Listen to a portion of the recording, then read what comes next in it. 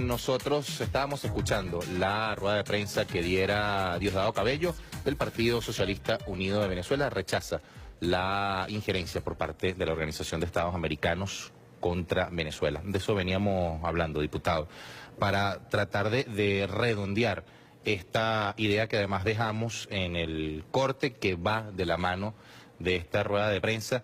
¿Qué decir respecto a lo que le espera al pueblo venezolano sobre la reunión del día de hoy?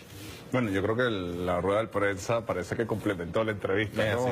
Efectivamente, como te decía, creo que debería ser una posición unánime. Creo que podemos seguir debatiendo los temas internos, el tema económico, el tema de la seguridad, pero creo que cuando se toca el tema de la soberanía, todas y todos los venezolanos estamos obligados a unirnos.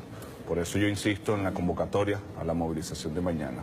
Y sobre el escenario de la OEA, está muy marcado, bueno, por la correlación de fuerza regional. Yo no tengo duda de que la mayoría de los pueblos latinoamericanos son pueblos bolivarianos, son pueblos que aman la unidad latinoamericana, que aman la soberanía, que aman la patria. Sin embargo, bueno, producto de la agenda golpista, indiscutiblemente, que ha tenido el imperialismo norteamericano, ha ido cambiando la correlación de fuerza en algunos lugares. Caso Honduras, caso Paraguay, caso Brasil, caso Argentina, algunos mediante golpes de Estado, otros, bueno, producto de todo este tema de la manipulación de las redes sociales, de la Big Data, de los aparatos de persecución, luego judicial, hacia compañeros como el kirchnerismo, como el partido PT. ¿Qué hacer ante eso? Yo creo que primero defender la verdad, defender la soberanía. Yo estoy seguro de que los pueblos de América Latina, los pueblos del mundo acompañan la verdad venezolana, la verdad latinoamericana. Y segundo, seguir batallando. Nosotros, en circunstancias, hacer una revolución tiene tiempos de dificultad y tiene tiempos donde se navega libremente con el viento a favor. Nosotros no podemos decir, bueno, cuando el viento esté a favor, somos revolucionarios bolivarianos, y cuando no, o sea, siempre vamos a hacerlo. Y creo que en la historia hemos dado demostraciones de eso. Este es el ejército que superó los Andes, en alpargatas, en dificultades, para dar la libertad. Si hoy nos toca de nuevo cruzar los Andes, los vamos a cruzar. Yo confío mucho en la voluntad de los pueblos, confío mucho en el pueblo venezolano, y bueno, a batallar. De estas dificultades también vamos a salir. En medio de todo eso, ¿qué papel termina jugando la Asamblea Nacional? Voy a leer uno de los tuits que llega con la etiqueta Héctor AN con Amorín. Dice: ¿será que iremos a terminar el periodo presidencial sin poder legislativo con tanto apátrida? Pareciera que es una opción, ¿no? Yo creo que más temprano que tarde nosotros vamos a tener que renovar ese poder. Es una tristeza. Yo creo que el pueblo venezolano le dio una oportunidad a la oposición. Le dio una oportunidad, confió en ellos, confió en una promesa electoral que ellos hicieron de que si ellos ganaban se acaban las colas, que es una forma de resumir, bueno, que ellos se iban a dedicar a los problemas de los venezolanos. Pero la realidad, la cruda realidad ha sido lo contrario. Se han dedicado a sus problemas internos, a sus aspiraciones. La Asamblea Nacional se ha convertido en un ring de boxeo entre los partidos de oposición. En una pelea a ver quién es candidato a alcalde, quién es candidato a gobernador, quién es candidato a presidente. El bloque de la oposición dice que quien no los deja trabajar es el Ejecutivo. Nosotros somos minoría en la Asamblea Nacional, es una ridiculez. Claro, pero ellos se refieren al Ejecutivo. ¿Quién construye la agenda de la Asamblea Nacional? ¿Quién decide acatar o no acatar una sentencia del Tribunal Supremo de Justicia? ¿Quién decide cuáles son las prioridades discursivas de la Asamblea Nacional? Es la oposición. El colmo es que le echen la culpa al presidente Nicolás Maduro de la agenda de la Asamblea Nacional. Han vendido la idea de que hay un conflicto de poderes en Venezuela. No hay un conflicto de poderes, hay un poder conflictivo. La Asamblea Nacional está en conflicto con el poder legislativo, con el poder electoral, está en conflicto con el poder moral, está en conflicto con el poder armado, está en conflicto con el poder popular, está en conflicto con el poder ejecutivo, está en conflicto con el poder judicial. No reconoce un Estado de Derecho, no reconoce un sistema político, no reconoce una constitución.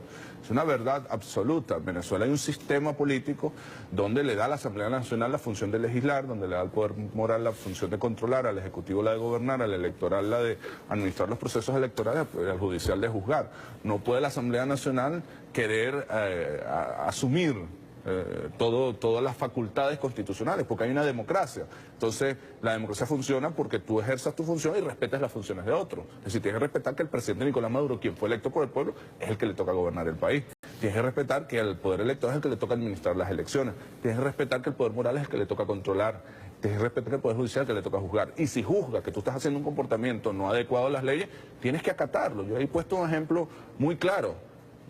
A mí no me gustó, y creo que a la mayoría de los chavistas no nos gustó, cuando el Tribunal Supremo de Justicia dijo que en el 2002 no hubo golpe de Estado. Correcto. Ahora, hay una sentencia del Tribunal Supremo de Justicia. Tú la puedes criticar políticamente, pero estás obligado a acatarla.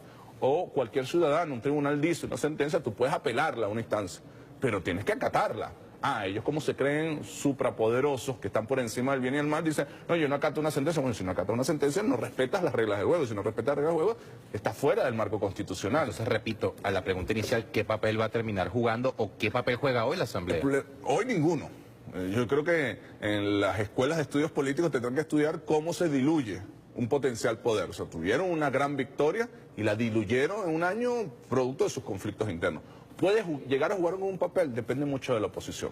Si la oposición logra deponer sus ambiciones, sus miserias, sus aspiraciones y pone como fundamental los problemas del país, ellos pudieran. Y el tribunal les ha dado una salida. Acaten, corrijan los errores que han cometido y vuelven a entrar dentro del juego constitucional. Defiendan al país. Ahora, si tú agarras una Asamblea Nacional para pedir la intervención de tu país, ¿quién te va a parar? ¿Qué papel puedes jugar? Lo que estás cometiendo delito. O sea, por el camino que van, lo que van a terminar es teniendo que asumir una responsabilidad legal, penal y política por los errores que estás cometiendo, por la traición a la patria, por los ilícitos inconstitucionales.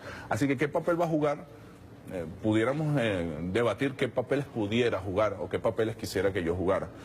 Si dependiera de nosotros, seguramente nos dirían, bueno, que la Asamblea Nacional se convierta en un espacio de encuentro, convoque a las fuerzas políticas para resolver el tema económico, que fue la actitud con la que fue el presidente el año pasado.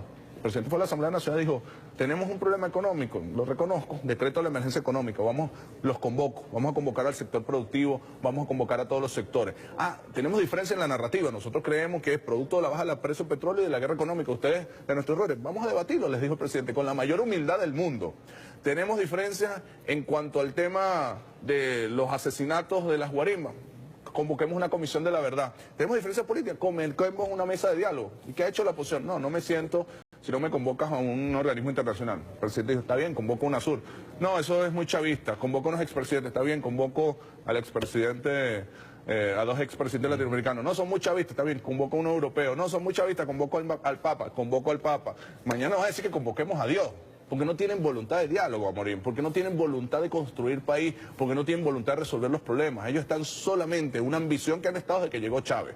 Tú revisas el discurso de la oposición en el 99, en el 2000, en el 2001, en el 2002, en el golpe de Estado, en el 2004, en la guarimba de la Plaza Altamira, en todas las elecciones presidenciales, siempre ha sido la misma. Que el chavismo salga de Miraflores para ponerse a la oposición porque ellos iban a resolver los problemas. Pero cuando revisas los ejercicios de gobierno de ellos, la alcaldía de Sucre, la gobernación de Miranda, la Asamblea Nacional, la gobernación de Amazonas, la gobernación de Lara, te das cuenta que si no pueden con los chiquitos, ¿cómo van a poder con los grandes? No son capaces de recoger la basura, tienen los estados más inseguros del país, no construyen vivienda, no tienen sistema de seguridad social. Es decir, no solamente como oposición no proponen nada, sino cuando les ha tocado gobernar, son absolutamente incapaces de hacer algo. Pero frente a ese panorama pareciera no tener entonces esperanza de cambio por parte de ese sector político. Yo tengo muy pocas esperanzas en la oposición venezolana y mientras se desarrollan los acontecimientos, menos esperanzas tengo. ¿Y qué ocurre con ese pueblo que no está de acuerdo con la revolución bolivariana, que quizás no acompaña al presidente Nicolás Maduro,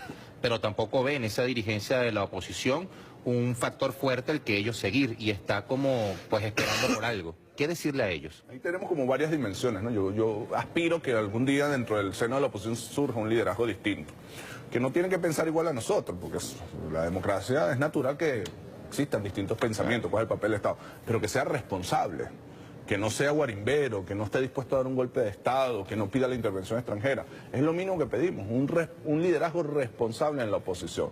Y por parte del chavismo, bueno, nosotros seguiremos haciendo todo el esfuerzo por enamorarlo, por hablar desde la verdad, desde nuestra visión de la sociedad, desde nuestra venezolanidad, desde nuestra visión de futuro. Mira, Amorín, a nosotros nos han querido etiquetar, como que bueno, es que los chavistas solamente trabajan para ellos, y no es verdad. Mira, nosotros jamás hemos pedido militancia política para entregar una pensión. Por eso, hay más de 3 millones de pensionados. O para entregar una vivienda, hay más de 1,5 millones de familias que hoy viven en una vivienda digna. O para entregar una canaima, y jamás lo haremos. Nosotros no vamos a descansar, Amorín, hasta que el militante más militante de la oposición vive en una vivienda digna, sus hijos estudian en una escuela bolivariana con sus canaimas, con sus libros, y cuando él llegue a sus 55, 60 años, dependiendo si es hombre o mujer, tenga su pensión, y si se enferma, tenga un CDI que lo atienda, y mientras va caminando un policía... Así sigue siendo opositor. Así sigue siendo opositor. Nosotros siempre, ahorita con los CLAS, estamos haciendo un esfuerzo gigantesco porque llegue a todas y a todos sin distinción de raza, de sexo, de clase social. Ellos seguirán diciendo, no, ustedes trabajan solo por un sector. No es verdad.